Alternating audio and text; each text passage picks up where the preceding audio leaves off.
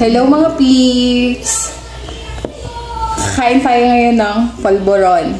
Niluto namin tong polvoron. Dalawang klase to. Yung basic lang, tapos yung may flavor. Cookies and cream. Yung nilagay namin flavor. Pero, kakainin natin to kagaya ng mga bata pa tayo. Meron ako ditong 1 whole sheet of paper. So, ayan. Diba nung bata tayo? Hindi ko alam sa mga rich kid dyan, kung na-experience nyo to.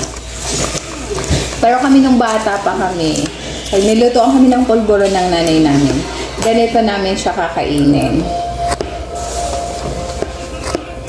Ganito. Tapos lalagay mo to. Ifo-form mo into cone yung paper. Tapos lalagay mo yung polvoron. Ayan. Tapos fold mo. Okay. Isisil mo ta ng ganito. Ganyan yung pag-seal niya. Yan. Tapos, pupunitin mo dito. Yan. Tapos, eto. May butas na siya. So, gagawin mo lang, tatak-tak lang natin sa big natin.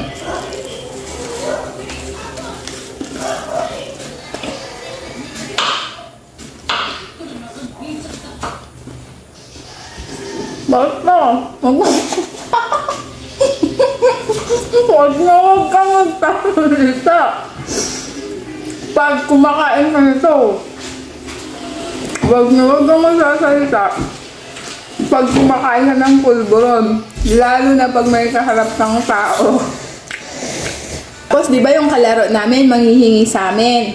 So, ganyan lang. Oh, easy. Tak-tak mo lang sa kamay niya. Yan.